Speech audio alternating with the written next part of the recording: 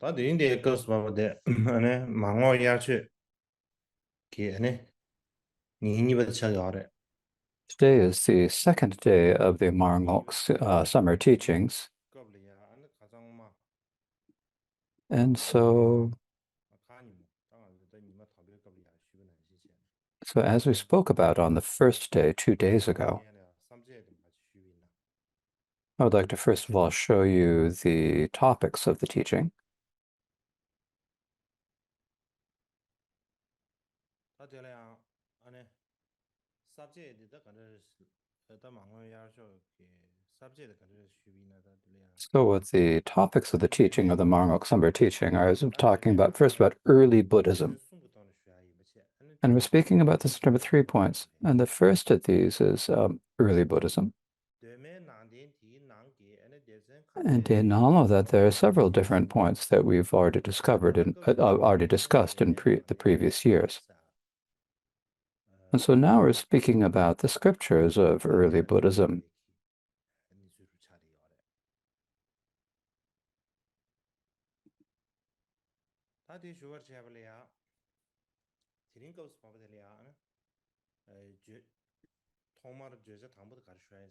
And so the first topic that I would like to speak about tonight is the language used at the first council.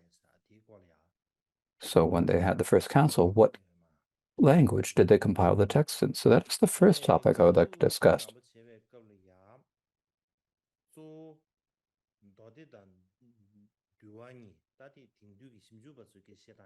So now when we speak about it in terms of how it's described by contemporary academics, it's a little different than how it's described traditionally. And so there's a little bit of different. So we need to know the differences. But right now I'm speaking about the way it's described by contemporary researchers. And at some points, I will also join this with discussions from our traditional explanations.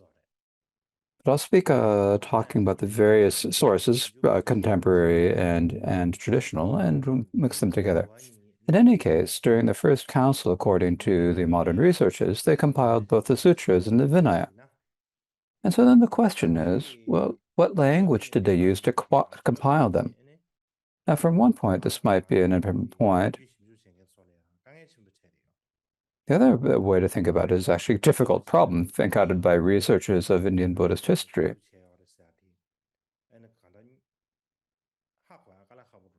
Because it's very difficult to know what language is used to originally compile the sutras. It's difficult to figure this out.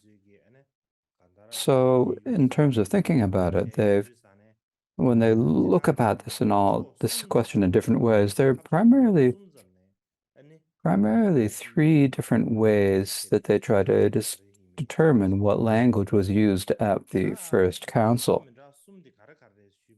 So what these three different angles are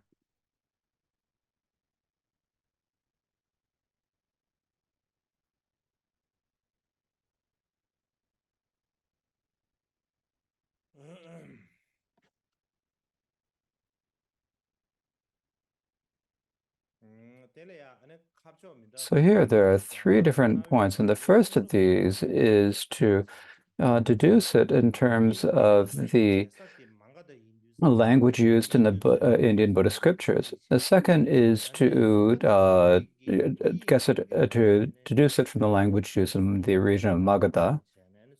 And then third way to look at it is in terms of what language the Buddhists taught the Dharma in. And so these are the three different ways to kind of infer what language was used when the scriptures were compiled in the first council. There are different ways of determining this.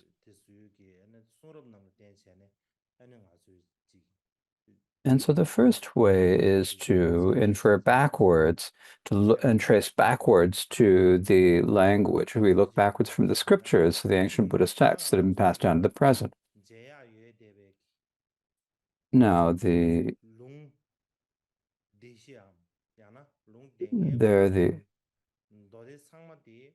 all the sutras that we have in the Agama scriptures or in the Nikaya scriptures are primarily from the time of the Nikaya Buddhism, the Buddhism of the schools.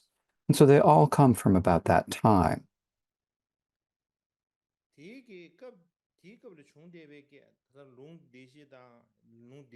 And whether we talk about them as being the four agamas or the five agamas, they were all in various different languages. For example, during the Nikaya period of Nikaya Buddhism, there were four main schools. And these are what we call in the Tibetan tradition, we call them the four root schools. If we think about it in terms of the way we usually think of the four root visions, we think that all of them were, it's as if all of the other schools branched out of these four root schools, but the present day researches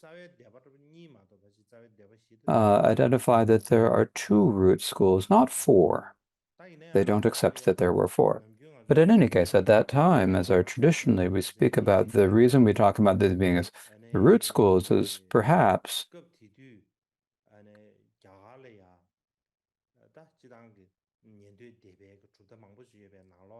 there are many different schools of the Shravaka school, and there are primarily four main or well-known ones. And so these are given the name of the four root schools, and this is possible.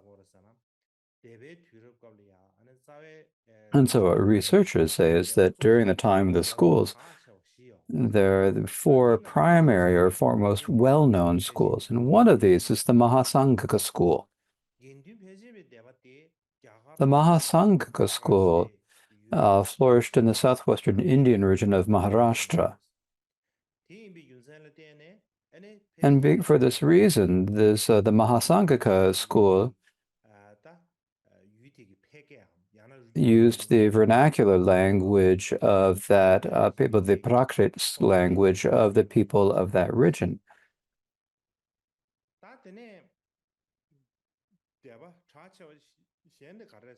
Now, another well-known school was the Sthaviravada. And within that Sthaviravada school, there was the Vibhajyavada school. If you think about the Vibhajyavada school, their primary region was in the western area of India, in the area of Surasena. This is where the Sthaviravada or the Vibhajyavada school flourished. And their scriptures were written down in what is called the Paishachi school. And so this is the Paishachi language. It's often in India, it's talked about as being the language of demons. Now, the next school is the Samitiya school. This was most popular in the western regions of India around the city of Mathura. And as they spread in the region of the western of, they translated their scriptures in the Surasena or Apabhramsa school. So among the four great languages, main languages of English, this is one of them is Apabhramsa school. It was the Apabhramsa language. Now, and among the four most well-known schools, the last one of these that is left is the Sarvastivada school. And the Sarvastivada school is primarily in the northwestern Asian regions centered on Kashmir. We call this, so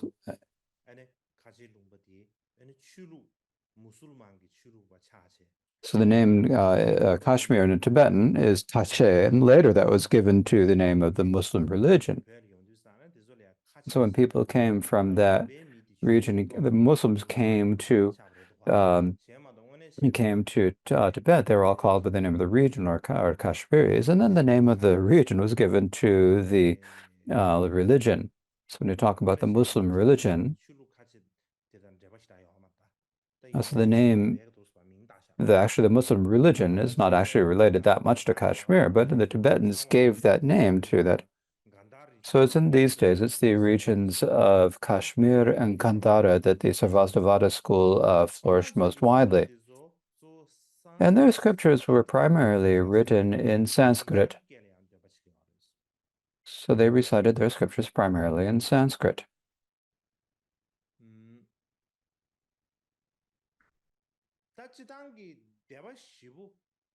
So generally, when we think about these four schools as like actual schools with their own distinct characteristics, if they'd been founded and spread widely at that time, that they became like that was actually a bit later. It was a bit later in terms of the time. The four schools, when the time when they developed into schools with their own features and their own philosophy, that was a bit of a later period.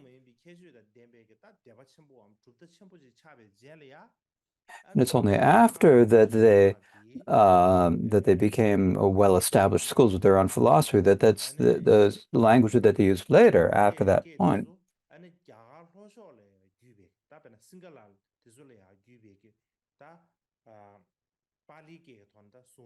For example, if we look at the scriptures passed in the southern tradition that are in Pali, they're not that old actually.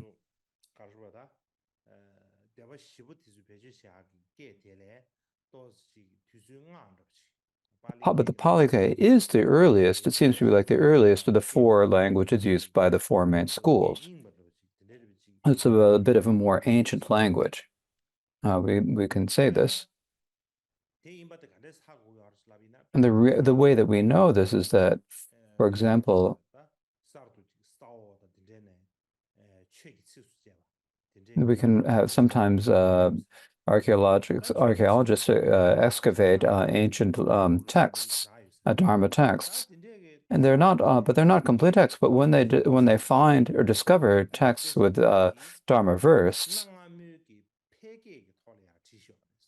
they're written in the ancient vernacular languages.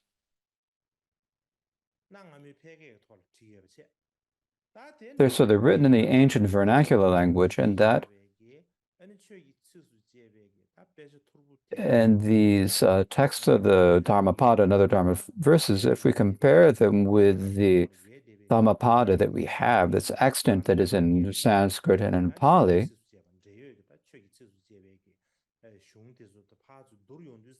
if we compare it with the texts for the present-day Dhammapada and the related texts, we can sort of see which is an older language, which is a newer language. Then we can begin to recognize that. The main thing is that if we don't find an actual ancient text with that, a text with that, we can't really tell when we examine two texts, which is earlier or later. Only if we can find a manuscript in the ancient language are we able to tell which is earlier, which is newer.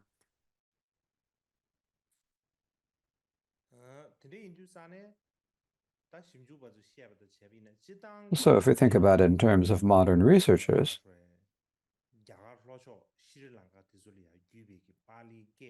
the Pali that's been passed down through the Buddhists of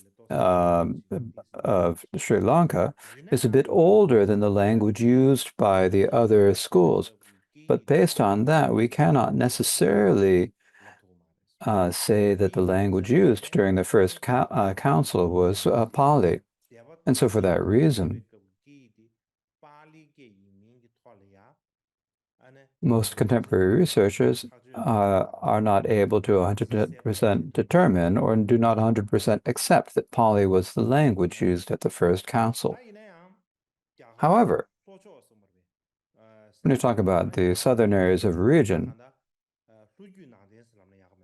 it's probably better to say the southern transmission of Buddhism, the transmission that went to Sri Lanka and Burma and so forth. This is what we can call the southern transmission of Buddhism.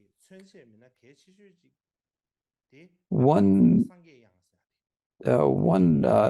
real representative of southern Buddhism is Buddhaghosa, who was the 5th century of the Common Era.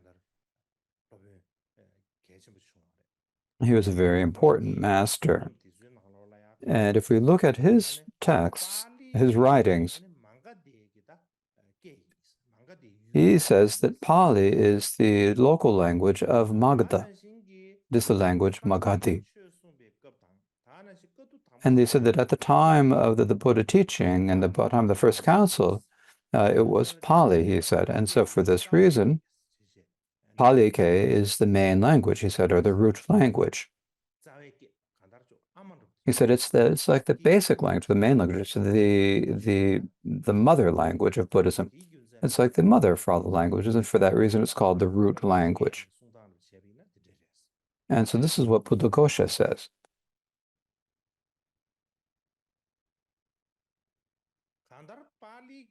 In any case, the scriptures in Pali is a very long transmission, and it's a very ancient history. So it's an old canon.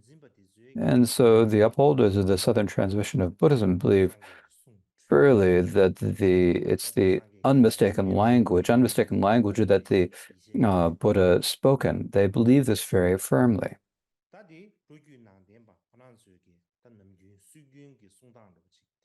This is the traditional way that is described in Southern Buddhism. But most modern scholars say that Pali-ke and Magadhi-ke are actually quite different. Pali-ke is not Magadhi language. So Pali-ke and Magadhi are local languages. There's a big difference between the two of them. Pali-ke is actually a dialect from Western India, whereas Magadhi is a language from Central India. And so there actually is there's a great difference between them in terms of the great difference between the two. Moreover, some scholars also say that the first person who spread Dharma to Sri Lanka was Mahindra. And Mahindra is, some people say, that he's Ashoka's son. This is the way what is generally accepted. In any case,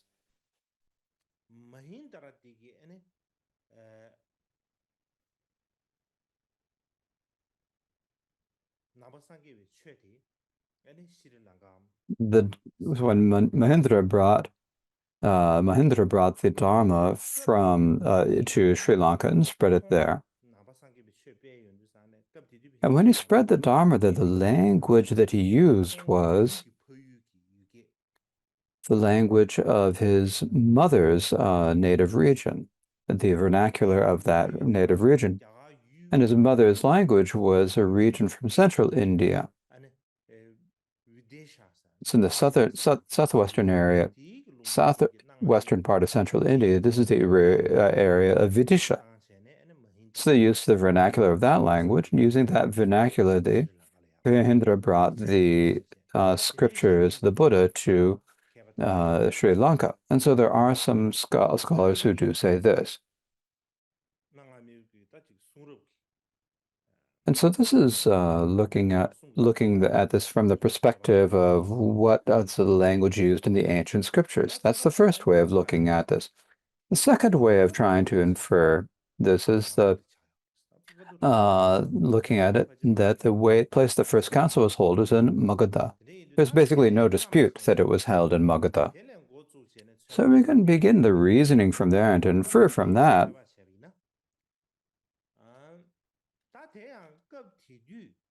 so at that time, during the time of the first council and the time around that time, Magadha was the strongest country in central India. It was the most powerful, the most wealthy country. And likewise, the main region where the Buddha primarily spread the Dharma and performed his activity was in central India.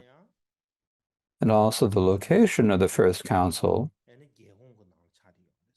was in the capital of the kingdom of Magadha. So most researchers believe that the language used during the first council was the ancient Magadhi language, the vernacular of the region of Magadha. So there are people who explain it this way.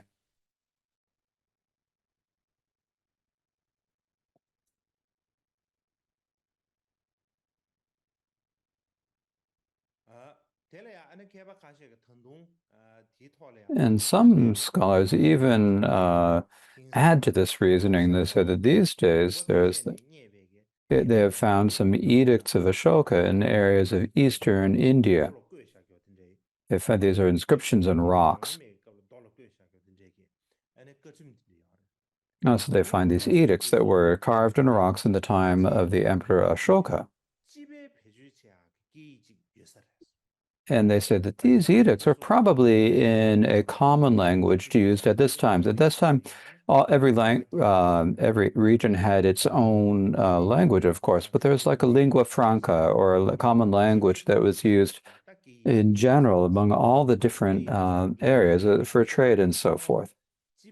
So for that reason, the edicts of Akshopa were written in one language. And because if we look at the language that they were written in, you can see that at the time the Buddha,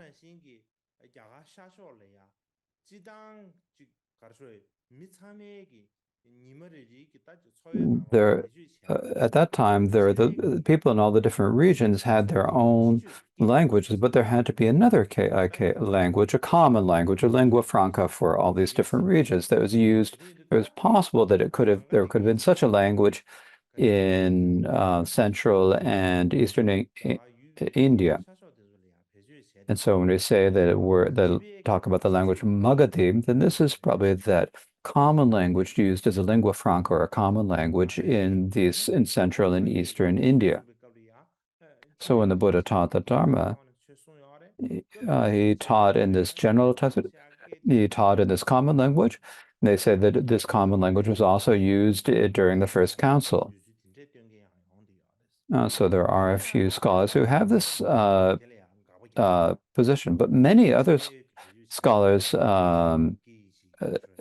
refute this. They say that they refute that there could have been a common language and that the Buddha could have taught in that and that it was the language used in the council. And the reason they say this is that the time of Ashoka was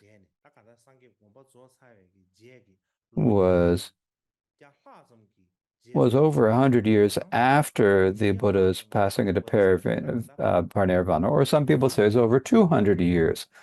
There are two different ways of explaining it.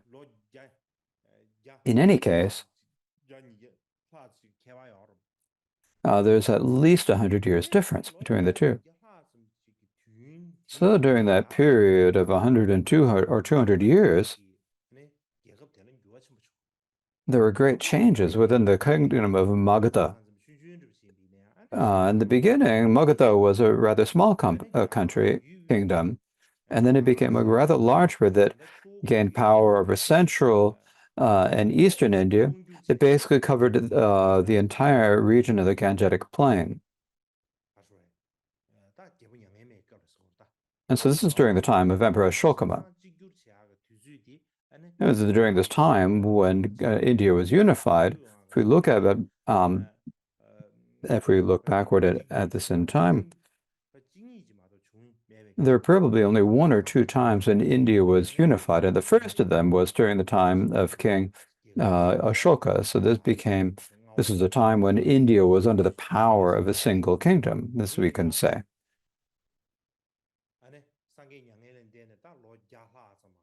So over 100 or 200 years after the Buddha passed into parinirvana, King Ashoka gained control over the eastern and central India and the entire Ganges region. Because the region that had power is the region of Magadha, it's quite possible that they used Magadhi as a common language. It's quite possible that they used the Magadhi language as a language of state or language of government. But before that, before Ashoka took control over all of India, it's difficult to say that there would have been a common language before that point. There are also some scholars who say that the language that the Buddha taught the Dharma in, it was not the ancient Magadhi language, and the reason is because the ancient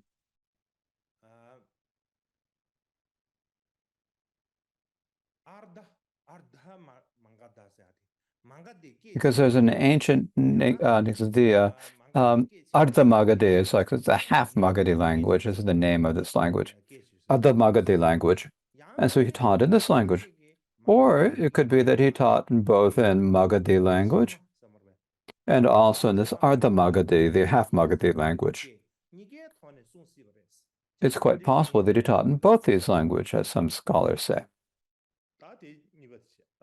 So that's the second perspective. And the third perspective is saying that the Buddha taught all is hypothesizing based on the languages that the Buddha spoke in, and then to try to figure out what language was used during the first council. Now, during the time of the Buddha Shakyamuni, there were already many languages in India from that time, during the time of the Buddha. There are different regions, different countries. They each had their own language. And in terms of the areas, there are different eras. And during the different eras, the languages change, right? And there are also different classes or castes. Because in India, there's a great difference, distinction between the classes. There are the Brahmins and Kshatriyas and the outcasts and so forth. And so each of the castes had its own different language that's spoken. For example, the high castes, like the Brahmins and Kshatriyas, spoke the refined language, that is, Sanskrit. It's because of the Sanskrit, the well-formed language. This is like a refined language with high language. So this tradition was. The lower castes would speak their different languages corresponding to their own caste. But when the Buddha taught the Dharma in general, he didn't really use Sanskrit much. He didn't use Sanskrit much, but instead he would speak in the languages of the various different. He'd look at the different people and see what language they spoke. If they're people from different areas, from different castes, and he'd teach to each of them in a language that they could all understand. It's not like he taught everything in all one language, like only Sanskrit. That's probably not how he taught. And the reason we know this, the evidence for this, is that in the four agamas, I will explain these later. In the four agamas, there is a citation from a scripture showing that the Buddha rebuked attempts to unify the language of preaching. And this is according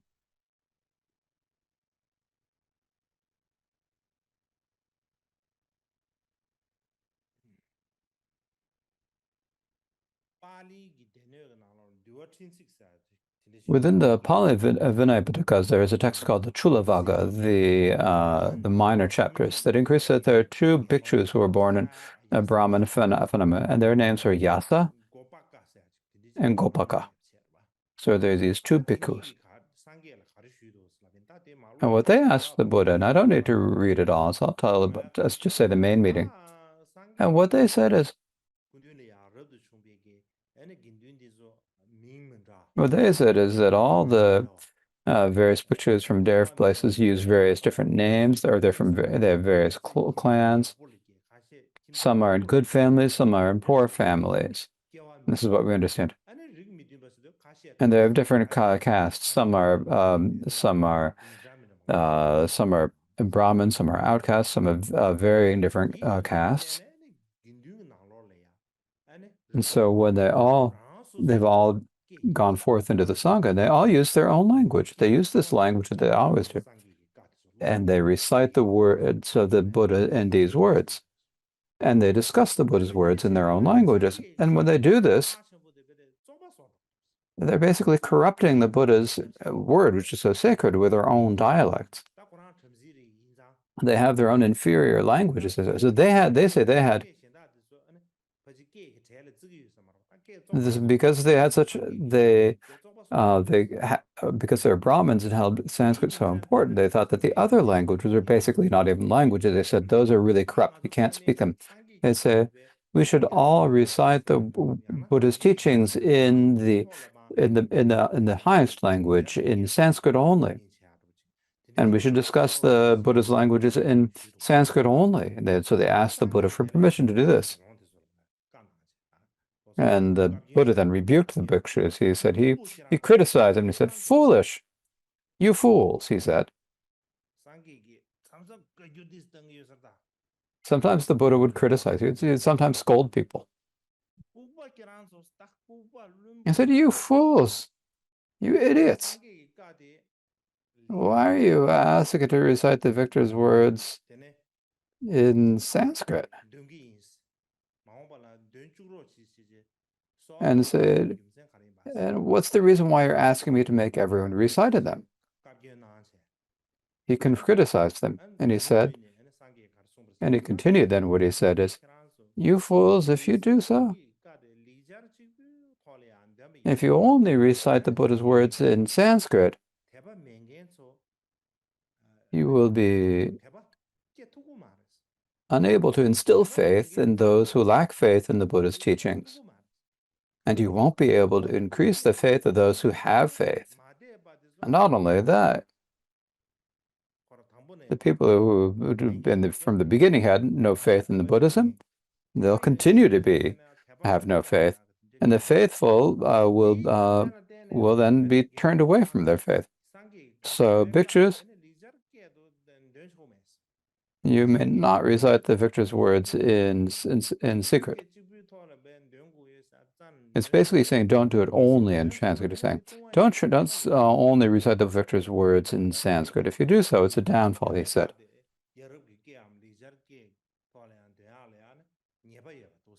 And so in this way, he said that reciting in the Buddha's words in Sanskrit was a downfall. It's a fault or a violation. Similarly, there's in Pali, there's a sutra called the Vinaya Matrika Sutra. So the Buddha told the bhikshus, in my Buddha's teachings, he said, we don't consider the poetic meter to be the most important,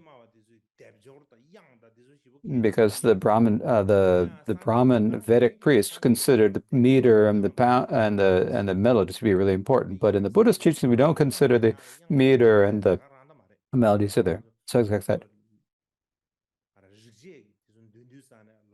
When they recited the Vedas, they would move their arms and hands in certain ways, and being very, very careful about this. And they have various melodies, some long, some short. We don't really know about, but they really have a lot that they recite. They have, there's the contours of the melody that they use. So they consider that very important. And so he said the meter and the melody are not the most. My important is that the meaning not be lost. So you should. So instead of that's not what's not important. What's important is that you should teach the my Dharma according to the languages that people can understand. So in this way, you should adopt the customs and language of each country. So you should teach the Dharma in the language of the people of that region use. And you should recite it in that. You should study in that language. That's the most. And now one of the reasons why I taught this is this. Because if you recite only in Sanskrit, because it's difficult to study Sanskrit, it's a very high-level language. And ordinary people of that time, there weren't that many who had education. There was really only the Brahmins. The other castes, if they had to learn Sanskrit, would be very difficult. And so they'd go through a lot of difficulty and problems learning Sanskrit before they learned Buddhism. So this is my guess. And anyways, if we look at these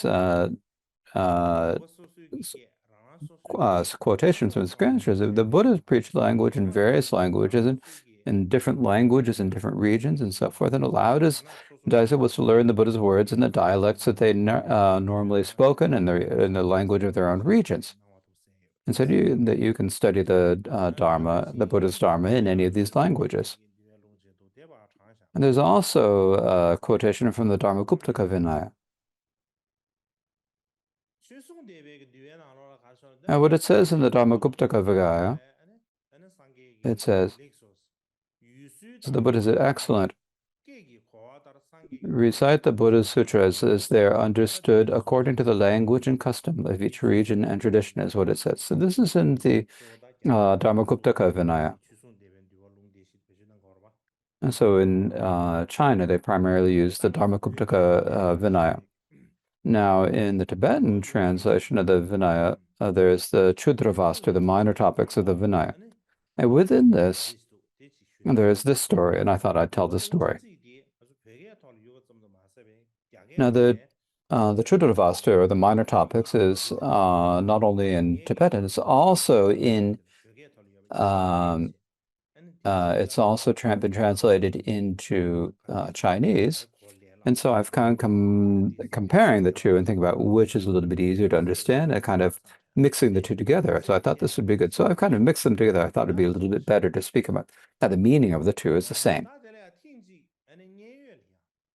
Now, one time in Shravasti, Sharipu's main disciple was Sharipur. He was one of the two main people, and he ordained two Brahmin boys. And their names, according to the Tibetan scripture, is Devadatta, and one his name was Kopaka. Now, but in the one is in the according to the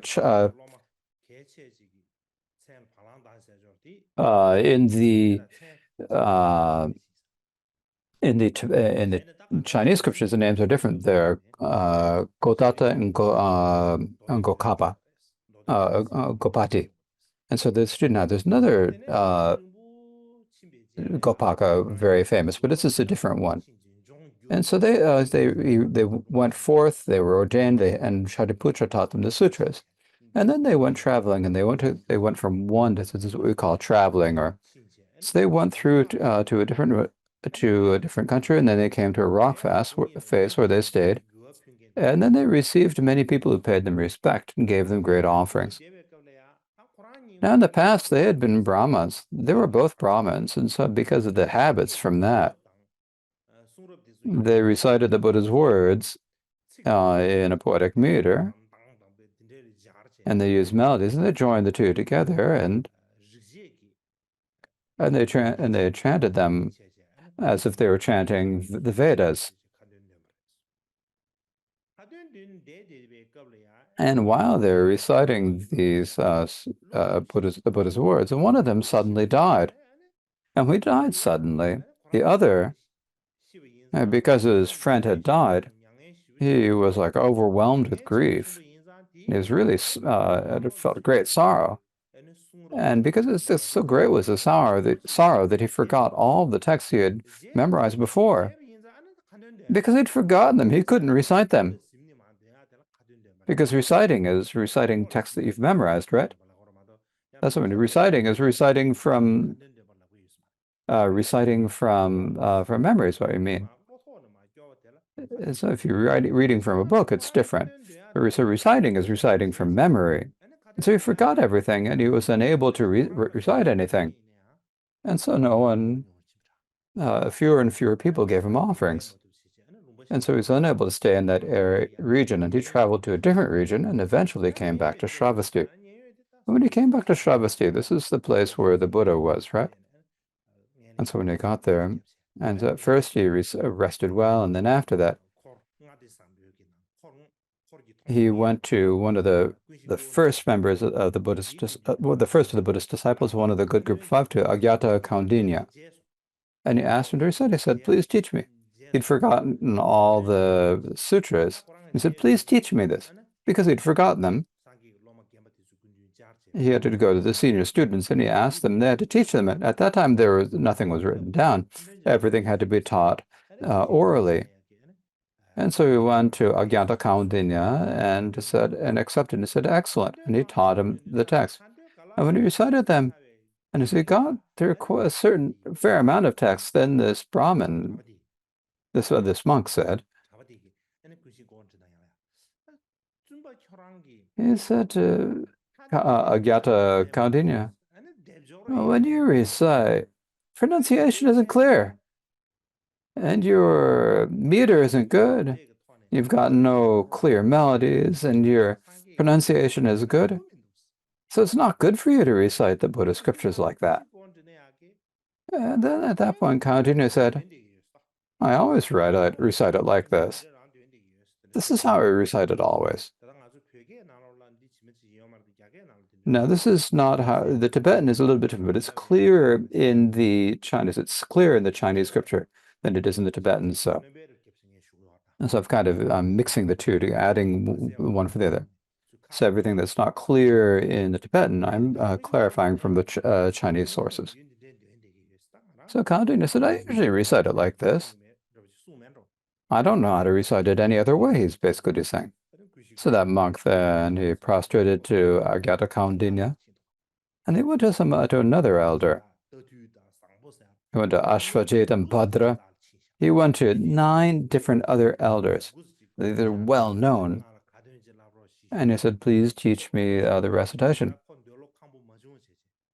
So he was unhappy with the way Kaundinya went, and so he went to the other elders and said, please recite me this. And they also recited the text. He also wasn't satisfied with that. He wasn't happy with it. At the end, he went back to his own Kempo, Shariputra. He went to Shariputra and said, please teach me to recite the text. And then Shariputra said, it's okay. Now Shariputra, when he recited it with a poetry and with melodies, and he recited it really, really well. Like reciting Vedic with poetry, with the melodies, and he sort of and that. And Gopati was so delighted. He said, "Oh, the other bhikshus don't know how to recite properly. Only you know how to recite properly," he said. And this is what he said to Shariputra, and Shariputra then scolded him, and he said, and the scolded him, "You fool! You idiot! It's you who don't know how to recite. It's just that you don't know how to recite. The bhikshus all recite well. It's because you don't know it." So he scolded the monk. And then sat there quietly. Later, the bhikshus asked Buddha about these events, and the Buddha said, this monk went, and he said this to Shariputra, and Shariputra was offended. They told everything to the Buddha. The Buddha thought of it. What he said was,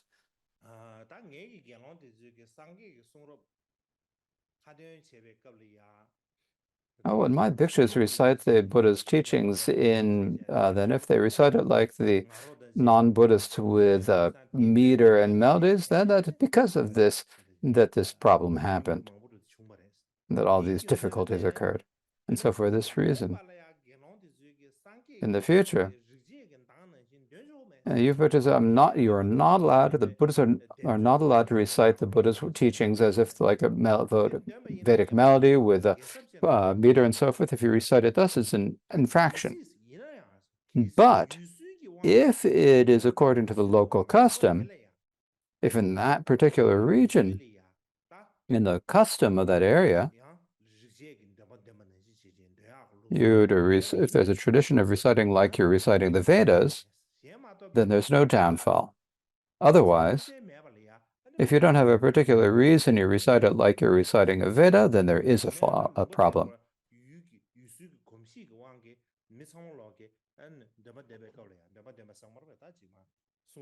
But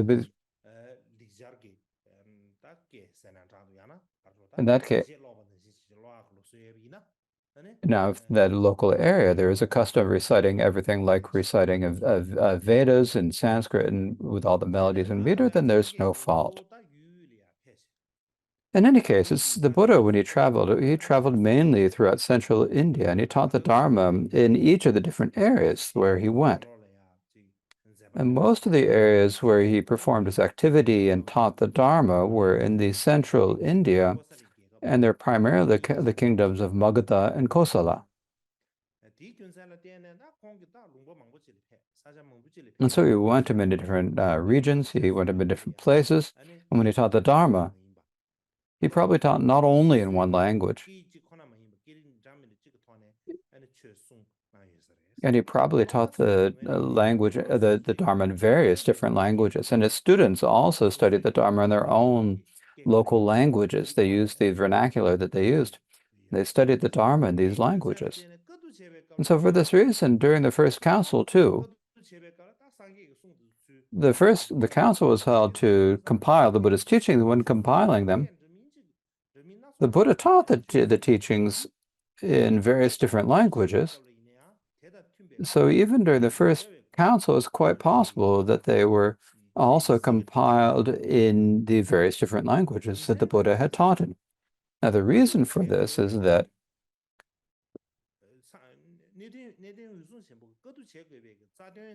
the primary purpose for Mahakashyapa to compile the teachings was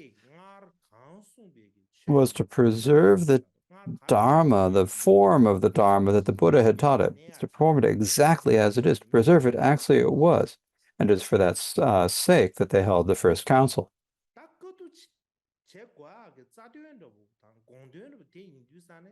And so this is the primary purpose or the intention of the council. It's quite possible that the Dharma that the Buddha taught in so many different languages when he taught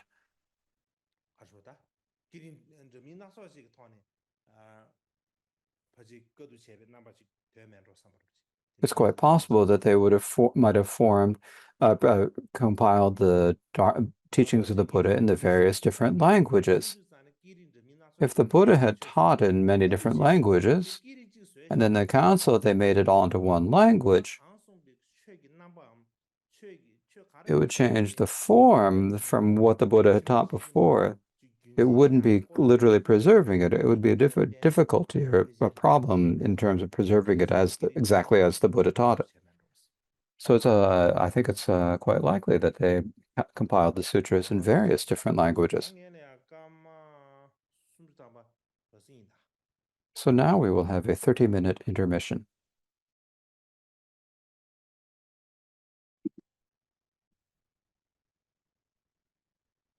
So dan shamli ya azungi de megi nangbe sungrubi chungsu go chungse ji shubi na samchen sung. Next, I thought we should speak a little bit about the development of the scriptures of early Buddhism.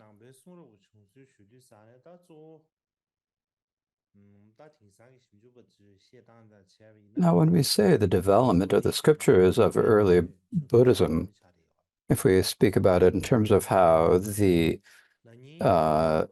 present-day researchers speak about it, this includes the Sutra Pitaka and the Vinaya Pitaka. 2 years ago, during the summer teaching, we spoke about the first council. I gave a brief introduction to that. So then the question is, when we speak about what is the result of the first council, what did they accomplish at the first council? So what was accomplished at the first council was the basket or Pitaka of the sutras and the basket of the Vinaya. So this is what was accomplished at the first council, as because of what they did at the council that these developed. And so I thought today to speak about the Sutra Pitaka.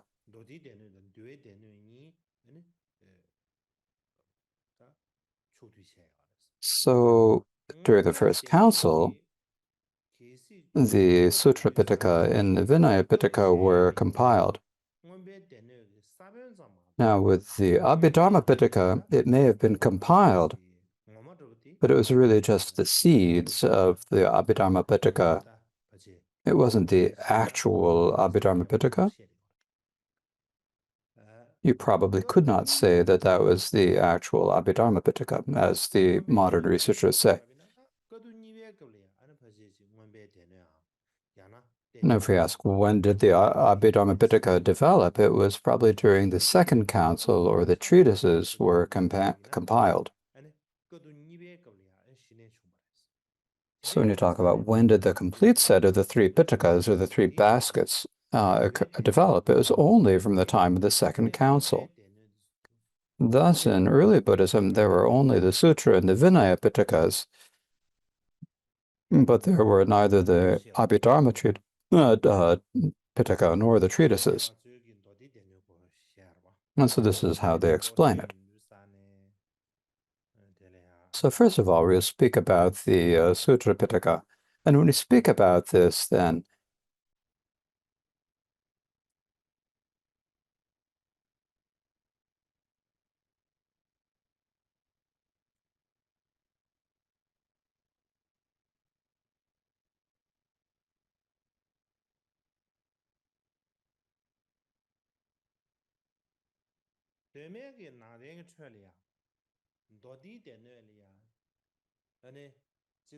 now in early Buddhism, we have the Sutra Pitaka was called by the name of, now in the Chinese tradition, it's called Ahan.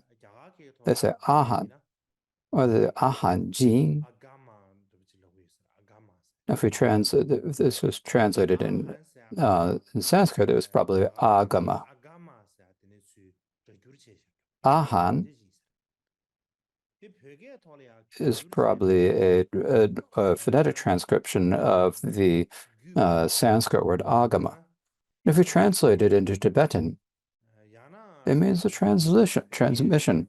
It's where it comes from. Or in Tibetan, it's sometimes, in ancient times in Tibetan, in the old when they're compiling, there is the Mahavastu, which is a dictionary compiled at the time of the ancient translation. Is translated as Long. If you translate it as literally, it's Long, or in English, we'd say scripture. And these are primarily understood as the words of the Buddha, the words the Buddha spoke. The scriptures, so it's what they're coming from is they came from the Buddha, or they are transmitted from the Buddha.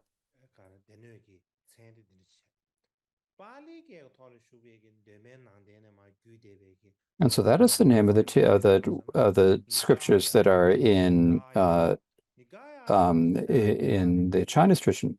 But in Pali, they're called Nikayas. And the meaning of Nikaya, we translate this from that, it means that it's a collection. It's a gathering or collection. Or it can mean a section of something, or it can also talk about like a category. We can talk about, so it can be discussed as a category. And what this means is that the teachings of the Buddha were compiled and or they're divided into different categories. And so this is what it means. So in brief, the Agama and in the Chinese scriptures and the Nikaya from the Pali scriptures are basically synonymous. They really have the same meaning.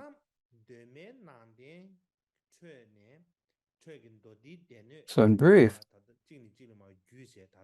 within early Buddhism, the sutras that were passed down from one person to the next that we currently have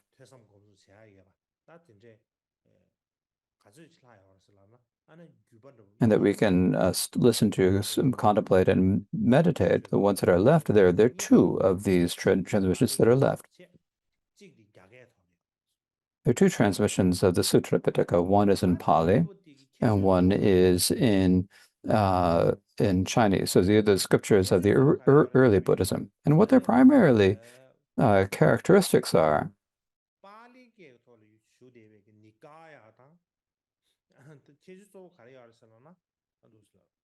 So the Nikayas that are preserved in Pali, what their primary feature is that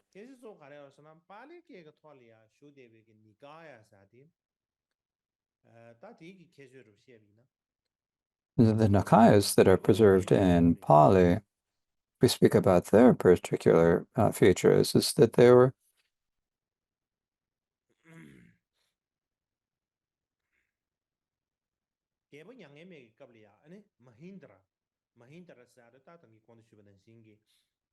This is that at the time of the Emperor Ashoka, there was his son Mahindra. So he's generally accepted to be Ashoka's son, right? And in any case, during the time of Ashoka, Mahindra became a bhikshu. He was ordained. He went forth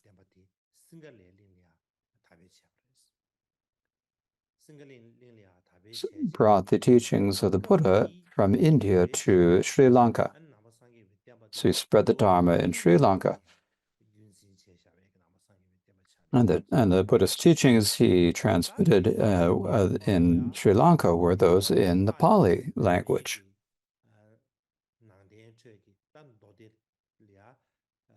And so the early scriptures left in Pali language there are five sections of this. There is the long discourses, the middle-length discourses, the connected discourses, and the numbered discourses, and the minor collection. So these are the five Nikayas.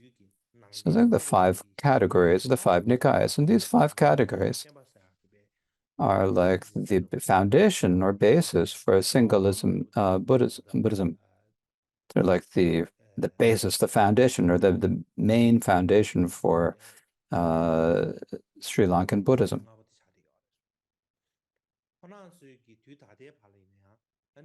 Mm-hmm. So these are these five collections are there. And they have preserved them without losing any to the present. Now, the actual source of these scriptures is from the Sthaviravada school, but within the Sthaviravada school, there are many different sub-schools. In general, this is Sthaviravada. Basically, if we talk about Kaiju, within the Kaiju we have the four elder and the eight younger, and similarly within the Sthaviravada, it was a very large sect, and then within there are many subsects, and among them, one of them was the Vibhajavadan school. So they came from the Vibhajavada school. So the Pali scriptures that we have these days, so these five scriptures come primarily from the Vibhajavadan school. And so this is according to the Japanese scholar Hirokiro Akira. Now, as I said before, Palike is an ancient language from the southwestern region of India, from the area of Vidisha. So it's the old colloquial or local language of that region, of the area of Vidisha. And that place was the birthplace of Mahindra's mother. So Mahindra himself, he spread the Dharma from that region, and so that place, and the Dharma that he spread was in the language that came from that region, the ancient vernacular of that region. So next I'd like to speak about the agamas, the four sets of scriptures, categories of scriptures, which in the Chinese translation. So the agamas in the Chinese translation are basically the opposite of what we spoke about with the Pali scriptures. So the way the Chinese scriptures happened is that they came from the northern part of India. They came from northern India into Central Asia. They went into Central Asia and then were transmitted to China. Or another way of explaining it is that they came from the southern, for the Indian Ocean, to the Guangdong province. And then, so they are transmitted through the southern ocean routes to Guangdong province. So this is we're speaking about the four agamas. And so not talking about the whole transmission of Buddhism to China. We're talking about primarily about the four agamas.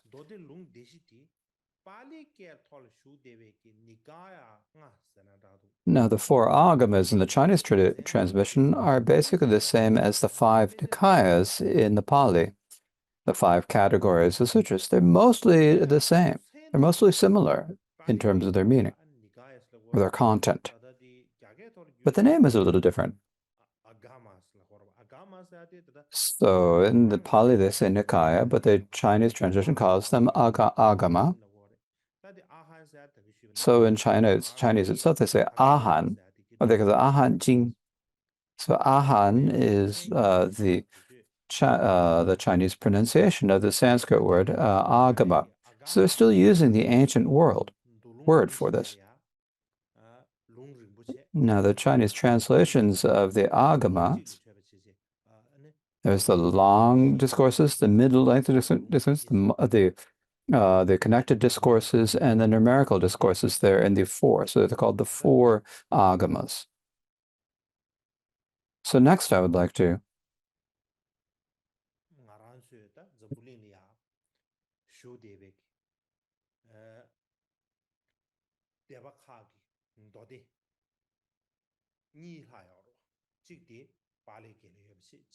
speak about these two Sutra Pitakas that remain in the world. One is the one is the Pali Nikayas, and the other is the Chinese Agamas. And so I'd like to speak about the five Nikayas that are preserved in Pali.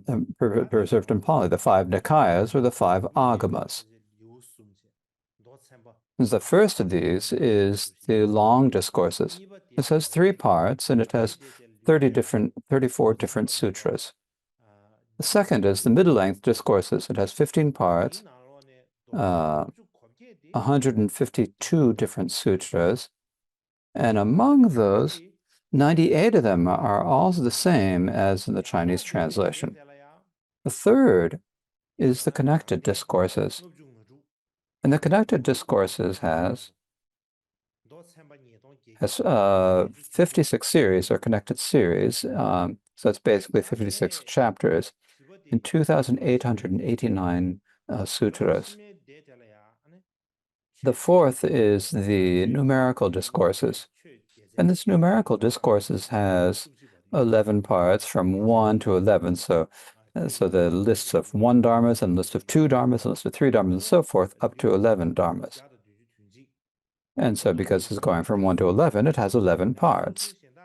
It has 171 chapters and 2,203 sutras. Now, another way of explaining it says that there are 17 chapters, 2,188 sutras, or 2,388 sutras. So there are various different explanations. The next section is the minor discourses. And this has 15 sets of sutras, or 15 parts. Next, to speak about the four agamas that are in the Chinese tradition. And so these 4 agamas in the Chinese tradition include first the Lung discourses. This has 22 volumes or fascicles and 30 different sutras. These are from the Dharmadupka tradition. When they were translated was during the Yaojin monastery by Buddhayashas and Zhufo Nian.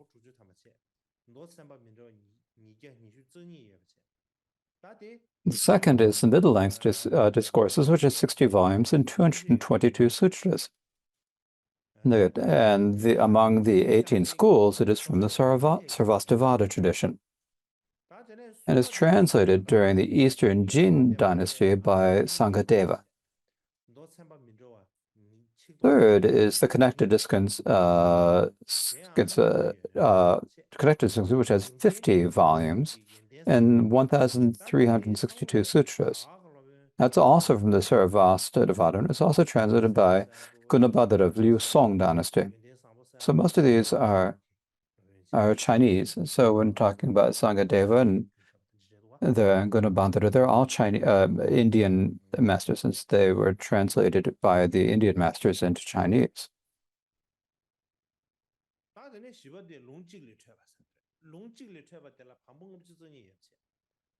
And the fourth is the numerical discourses. This has 51 volumes. and it has over 1,000 sutras. And again, it's divided from 1 to 11 dharmas. Now, it's not clear which school this is from. The translator was Gendadeva from the Eastern Jin dynasty. So that's how it is. Those are the ones in Chinese.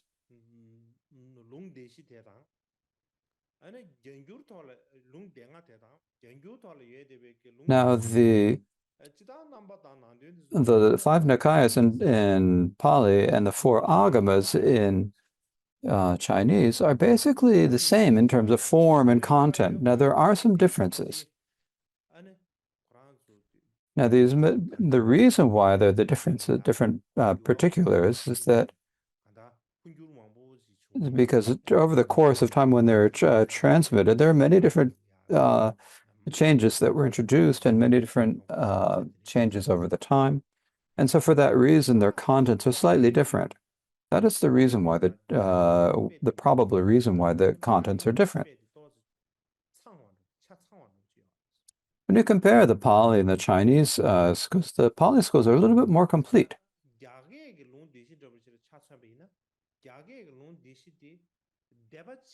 Well, the Chinese translations, if we look at them, the Chinese 4 agamis are not the 4 agamis of they were unable to translate the 4 agamas of a single school. It's, as I said before, they're from different schools. Some are from the Sarvastivadin, some are from the Dharmakuptaka. In any case, they're they're included in the sutras of different schools. And so the 4 agamas are not all from a single tradition. So they were not able to translate all of the 4 agamas of a single school. But in Pali, the 5 Nikayas are all from the Vibhajabhada school of the Theravada. And so they're all included in that same tradition. So next I'd like to give, so that was basically a brief general introduction. So now I'd like to give more introductions to each of these, the Sutra Pitaka of the Southern Transmission in Pali and the 4 Agamas in Transmission. I'd like to speak about each of them, but first of them I'd like to speak about the 4 Agamas in the Chinese tradition.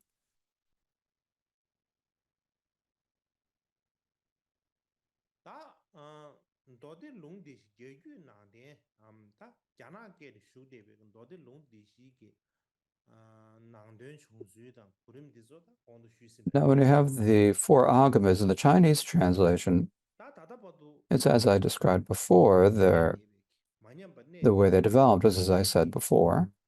Up until this point, or the agamas that are still extant in the Chinese translation are in 4 different sets. The reason why it's the 4 agamas is because they're in 4 different sets.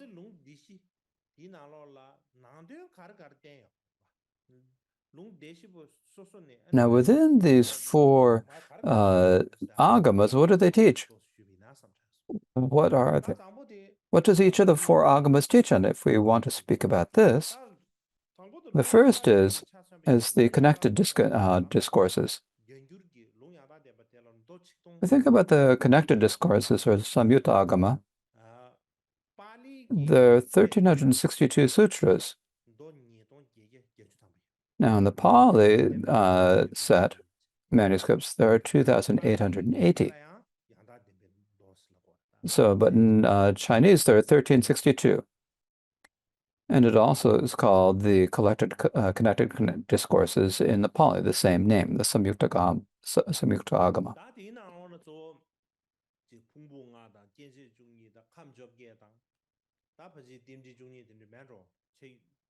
It also includes the same things like the 5 aggregates, 12 sentences, 18 elements, and probably also the 12 lengths of interdependence and stuff that teaches many different lists of dharmas. And like it also talks about the 4 foundations of mindfulness, the 4 abandonments, the 4 feet of miracles, the 5 faculties, 5 powers, 7 factors of enlightenment, the 8 branches of the noble path, and so forth. So it also speaks quite a bit about the topic of practice. And in any case, the connected discourses are all things that the Buddha taught himself or that his direct disciples actually said. And it's a collection of all of these. And then likewise, also, if you think about the organization and the order and sequence of it's very, very clear. So it seems that it must have been made to be easy and simple, not too complicated for people who are meditating on samadhi meditation. And the next one is the middle-length discourses. And the middle-length discourses are both in the Pali recensions, but also in the Chinese translation. The Pali recensions have 152 sutras, but the Chinese translation has 222. So what the middle-length discourses teaches is that continue, as I mentioned, the connected discourses have many different lists of dharmas, and so it's like a continued investigation of these topics. And so talking about the four truths, the elements, karma, and so forth, it gives presentations of all of these. Likewise, so there are also what are called vibhangas, the analytic sutras. So these analytic sutras, when we talk about these analytic sutras, they're like the seeds of the Abhidharma. At that time, what the researchers say, according to the researchers, there was no actual Abhidharma at the time. During the time of the four agamas, there was no separate Abhidharma. But the seeds, if you or there's the seeds for the Abhidharma, when you talk about this, what was it? When you talk about these analytic sutras, these are like the seeds or the basic scriptural foundations of the Abhidharma. Likewise, also, the middle-length discourses talk about egolessness, how to meditate on dhyana, the deeds of the Buddha related to his initial awakening, and then also what he did immediately after awakening, and so forth. There are a few that speak about that. There are sutras such as Gosana Gasali Sutra that relate how great disposing into Shariputra, Mount Kalyana, and Mahachakambara gathered in a grove of sala trees filled with the scent of flowers and moonlight, and they discussed how should one analyze and practice the path of the ultimate path. They had a discussion, and many great disciples came, and they had discussion, and so this is the sutra called the Gosani Gasala Sutra. This Gosana Gasala Sutra is primarily teaching about sutras that related to the ultimate nature. So this is one of the. So in the ancient times, this is also described as the philosophy of the profound meaning. So these were primarily spoken about as being teachings on the profound sutras that taught about the ultimate dominant nature. They're described as being very profound. And so they're called they're recognized as being very important for the philosophy of the profound meaning. Next are the long discourses. Now it's called the long discourses, but actually in terms of the topics, it's actually the least. There are only 30 different sutras, actually. However, but the reason why it's called long discourses is because it's very long words. They weren't short sutras; they're very long sutras. They're all in prose, and so they're all very long words, and so that is the form they took. So they're the long passages. They're called the long discourses. What it discusses is when the Buddha criticized the non-Buddhist philosophies of his time, and this includes the Sutra of Brahma's Net, the Brahmajala Sutra, where he's primarily criticizing or critiquing the non-Buddhist philosophies. And so what did the Buddha say about these scriptures? And so we do have that Sutra of Brahma's Net in Tibetan. So that Sutra of Brahma's Net that is included in the four agamas is also found in the Tibetan translation. Likewise, there's also the sutra that results the spiritual way, the Shramanapala Sutra. And so this also speaks about criticizing non-Buddhist philosophies. And also there's a sutra to discuss what happened between the Buddha's 80th year until his parinirvana, as well the other events around that time that combined. And this is called the Mahaparinirvana Sutra. This is also in the long discourses. Another one that it includes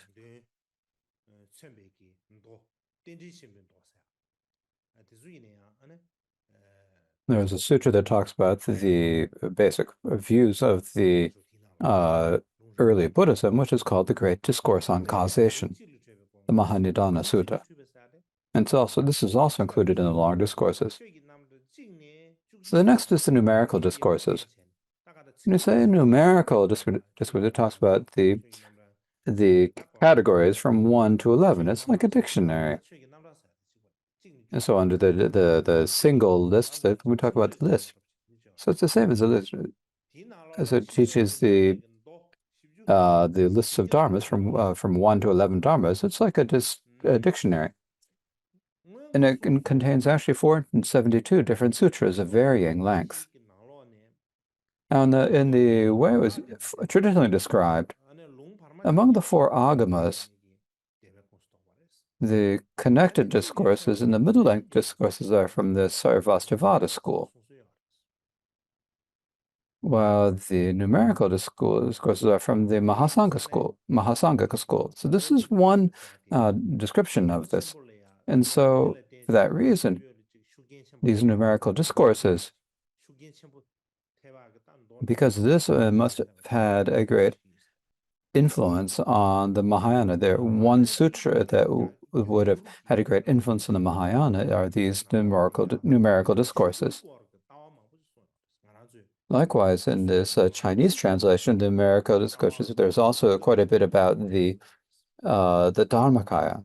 So among the 3 kayas, there's quite a bit about the Dharmakaya and the view and the philosophy of this.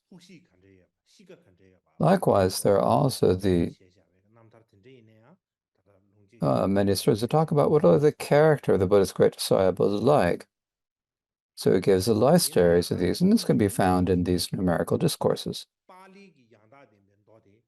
But in terms of the number of sutras, the Pali numerical discourses has more.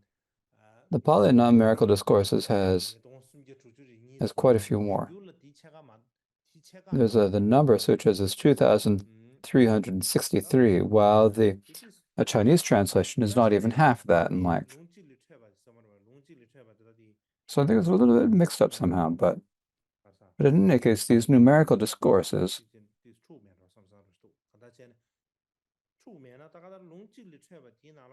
so I think it might be a little bit, there might be something mixed up, but if it's not,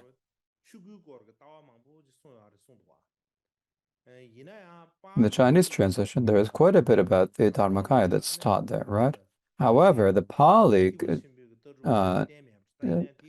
scripture says it probably doesn't teach that, but I think that there might be a little bit mixed up there. So I still need to continue to research this, and I will say more about this tomorrow. So that is about the Chinese tradition of the 4 agamas. When you think about how the 4 agamas of the sutras came about, in each school, and each of the Mahayana scriptures all say that these 4 agamas were all compiled in the first council. However, most academics don't accept that it was that they were compiled during the first council.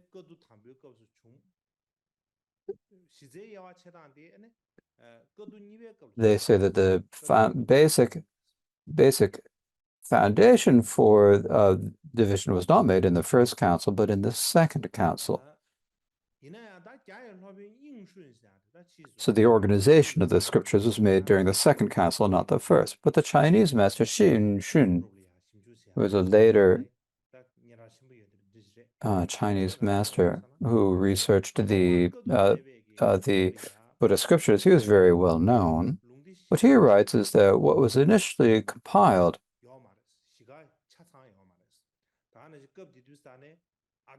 it didn't have not all four parts were present at the time.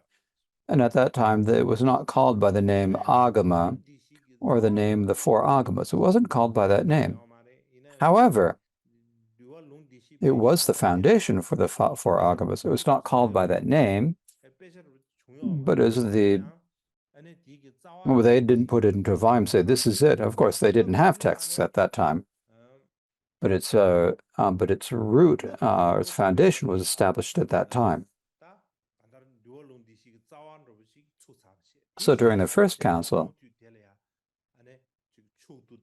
they had established the foundation for the four Agamas, and then it's like the basis things for further compilation and organizing it, and in the end, it turned into the four Agamas, the four Sutra Agamas. That was established at that time.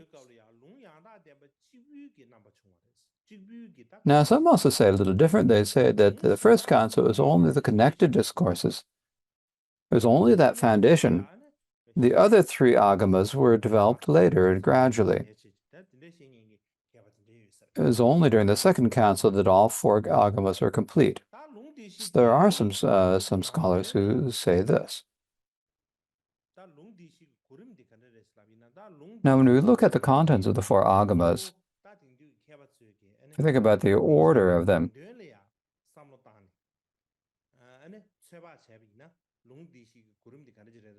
they think about the meaning of this. They guess from that. They think that the order that there's that first there must be the connected discourses.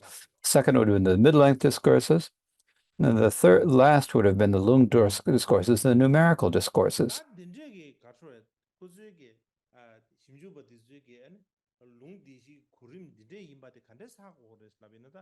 And what these researchers give as a reason for this, why the order that they developed was this, and the main reason they say this is that the contents of these, this is now we're talking about the Chinese scriptures. First, the question of whether it's simple or complex.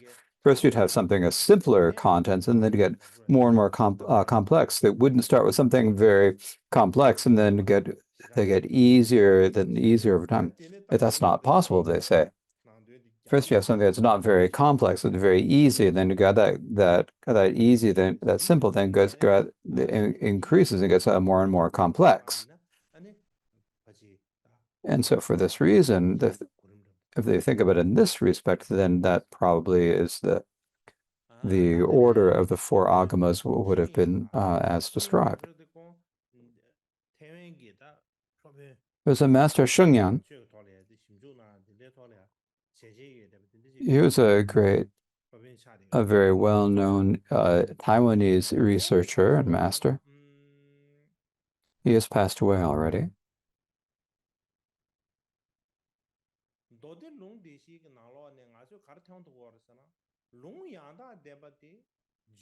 But what he says is that among the four Agamas, what we can see is that the connected discourses are the least content, and they're very simple. And the content and the styles are very simple and easy. And so we get that feeling. The mid-length discourses are very similar to the connected discourses we can see. But when we come to the long discourses and the numerical discourses, the earlier simple style has gone. It's going to be very much longer. Those statements grow longer. The meaning has gone from being simple before. It's been more well developed, more elaborate. And so there is this great change that occurs. So this is what many scholars say. But when we look at this,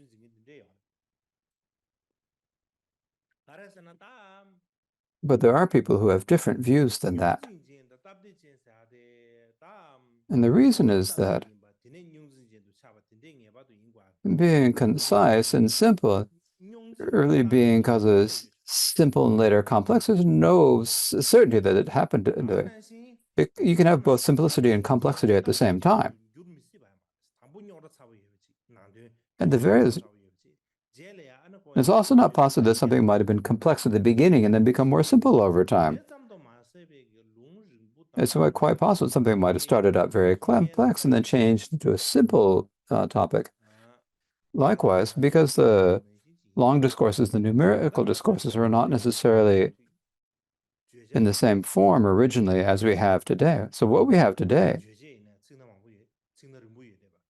is a rather complicated topics, and the style is also rather long sentences. And so what we have now, but what we had at the very original time, when they initially appeared, the long discourses and the numerical discourses, may well have had a different form and style than what we have today. It's quite possible that they might have been. It's not impossible that they were simpler at that time too. In particular, most of the ancient Buddhist scriptures teach that the four agamas were all four compiled in full during the first council.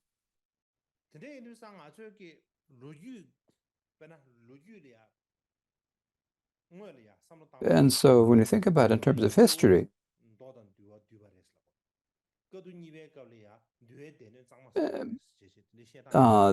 during the first council was primarily compiling the sutras and the Vinaya, whereas the second council was concerned primarily about purifying the Vinaya. Now, if that explanation is true, then during the time of the first council, it is certain that the basis of the four agamas must have been determined during the first council, because at that same time, at the second council, they were primarily purifying the Vinaya. There's no discussion during the second council of also compiling more sutras. If the sutras hadn't been compiled in full during the first council, then they would have been compiling more sutras during the second council.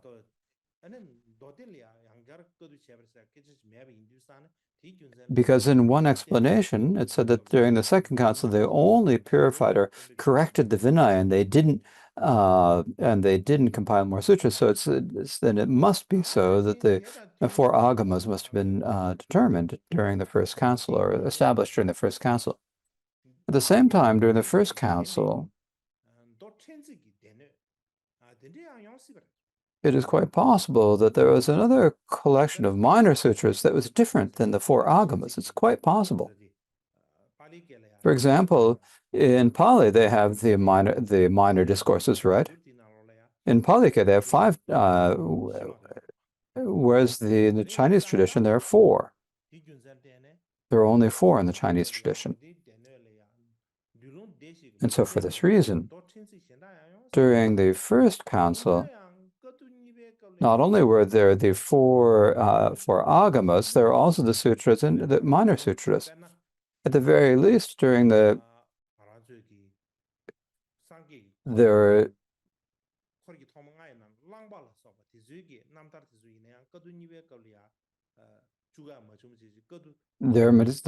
the life stories of the members of the first set of group of the Buddhist students, the five good disciples, and their life stories, such as those of Vaspa, were not recorded during the first council, so they might have been added during the second council.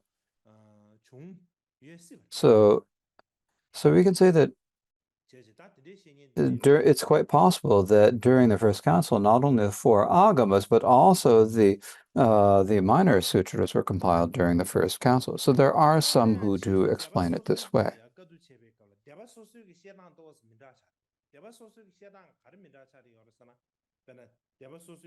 But when we say that each of the differences in the way each different school speaks about it, when we identify what the sutras are and what the Vinaya are in each of these, most of these schools say, except that there were five agamas. However, but the Sarvastivada only speaks about 4 agamas. It does not accept the 5th. It only accepts the four agamas. It does not accept a separate set of minor discourses.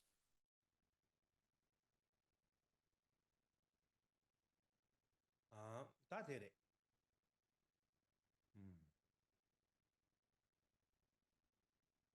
다 샴래야 롱 디실래야 예거웨게다 자된으로 가래 슬라비입니다. 아니 롱 So next, when we speak about the main point, or the principles for the four agamas being divided are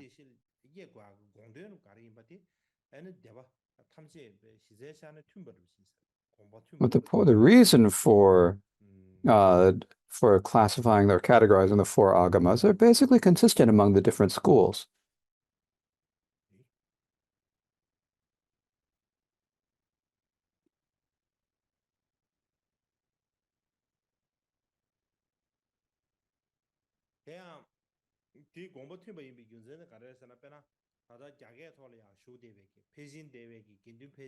And the reason why they're similar is if we look at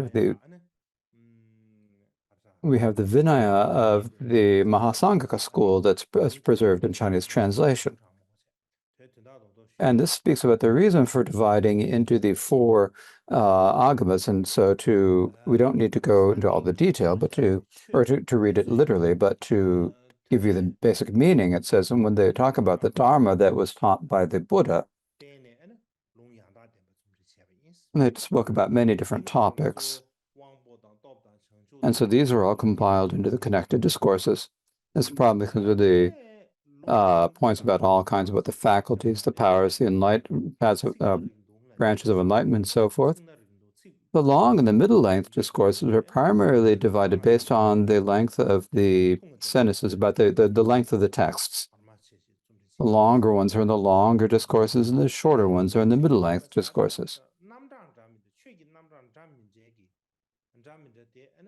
The numerical discourses are from the various different lists of dharmas. They were ordered according to the number of items in each list and arranged in numerical order. And so for that reason, it's called this is the reason why the numerical discourses were compiled in that fashion, or organized in that fashion.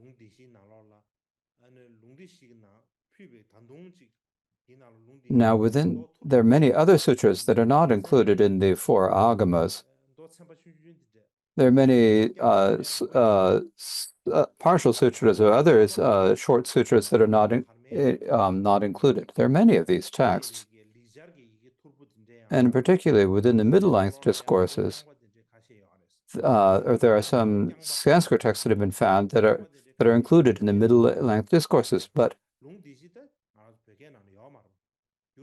and some of these individual sutras are also Tibetan. We don't have the four agamas in Tibetan, but we do have the individual sutras. We have a few occasional sutras that have been translated into Tibetan.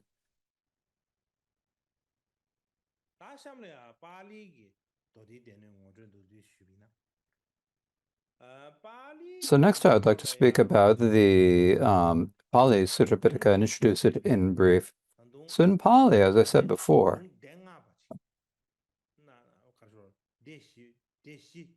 as I mentioned, there is a fifth set of discourses that is not included in the four agamas. So they talk about the five Nikayas, and this includes the minor discourses. That's the fifth section.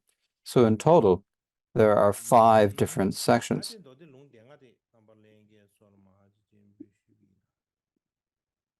So we talk about the 5 Nikaya. So if I show them to all of you.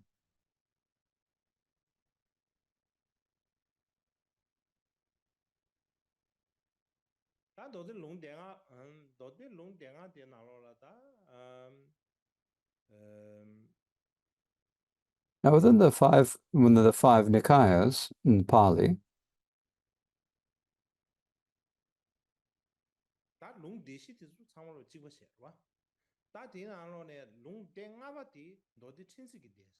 the first 4 Nikayas are the same.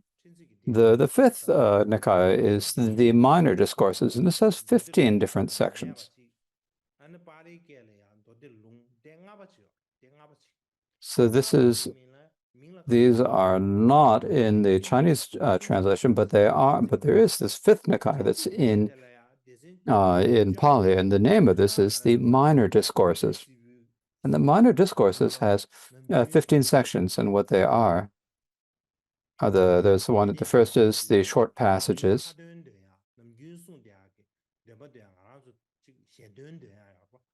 These are the texts that the Theravada monks generally recite. So this is basically their prayer book. The next is the Dharmapada. The third is the Udana, or the inspired utterances. The fourth is the as it was said section. This is the section on the sutras. The fifth is the stories of divine mansions. The eighth is stories of hungry ghosts. The eighth is the stories of elder monks. The ninth is the stories of elder nuns. The 10th is the Jataka tales. The 11th is the teachings. The 12th is the path of discrimination.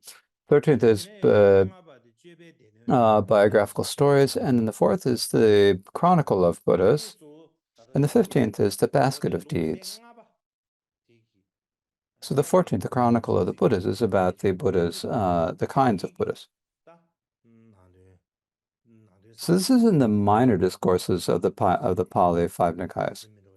So these are the contents. So these are the 15 different sections of these minor discourses.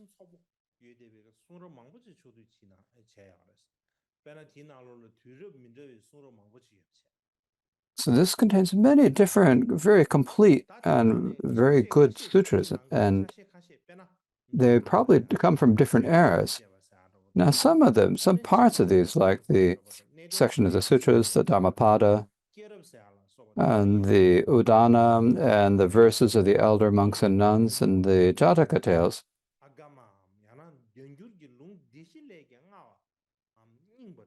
are also found in the four agamas they're older than these. You can understand that they're older than these. You can understand that these are very, very early texts. It's possible that most of them originated during the Buddha's lifetime. As I said before, the section of the sutras, the Dharmapada, the Udana, the verses, the elder monks and nuns, and also the Jataka tales. So these are very early. And so they probably originated during the Buddha's lifetime. The reason why we can infer this is that in the four agamas in the tradition,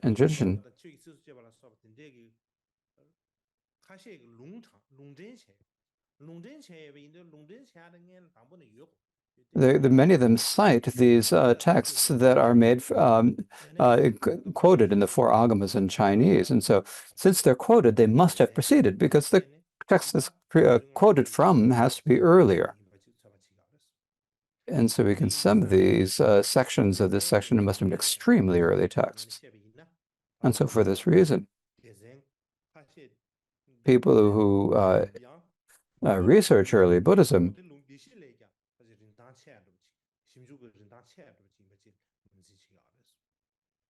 consider that these are even more important than the four agamas for many researchers. And in particular, they can give us a kind of give us a really unique perspective on learning more about the earliest thought, as this can come from the Dharmapada and the Udana and the verses of the elder monks and nuns and so forth. They're a very important source for early Buddhism, as some people say. But really, one thing that we need to pay attention to is that among the scriptures translated into Chinese, there are many sutras in Chinese that are similar to the Pali sutras that were also translated into Chinese. And this is in ancient times. They're translated in ancient times. Not only were they translated in ancient times, but also later. There is a translation into Chinese of the great collection of Southern Buddhism that includes the Bali Sutta Pitaka and the Vinaya Pitaka. They've all been translated into Chinese. They're not translated later, in the ancient times, they're translated later from Chinese. It seems that they've both The Pali Sutta Pitaka and the Vinaya Pitaka have been translated into Chinese, so this makes it very easy for researchers. But in Tibetan, we don't have them yet. We don't even have the four agamas. We just have a few passages. We don't have the whole thing. And we don't have the five Nikayas from Pali. But we don't have them. But right now, the Central Institute for Higher Tibetan Studies in Varanasi is in the process of translating the long discourses and so forth, I have heard. So I think we have a good hope that in the future we'll have the opportunity to read the Pali scriptures of the five Nikayas.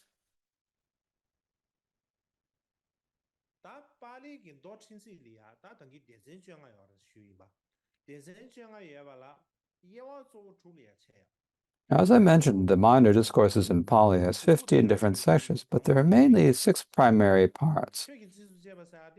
And what these 6 parts are, the first is the Dharmapada. And the Dharmapada was translated into Chinese a long time ago. There are 2 different translations into Chinese. And in Tibetan, it was also translated by the great scholar Gendan Tripel into Tibetan from the Pali. The second is the inspired utterances, or the Udana. This is not translated into Chinese, but it was translated into Tibetan during the ancient translation by the Indian scholar Vidyaprabhakara and by Lotsa Pandey Rinpoche, and it was corrected by Bande Kaur Patsek and finalized. This is in the Chinese, and there's also a commentary on it. The third is what is called the history. Which is the same as the Sutra of the Past, that is, the Sutra of Past Events translated in Chinese. The fourth is a section of the Sutras. And this is the same as a sutra translated into Chinese called the Arthapada Sutra. And the fifth is the verses of the elder monks and nuns. Now, this was not translated into Chinese. And the sixth is the Jataka tales, which is basically the same as the sutras, as the Jataka tales in the Chinese translation. So I think that that's probably a good place to leave it here today. So tomorrow is a day off. So we will have another session in a couple days.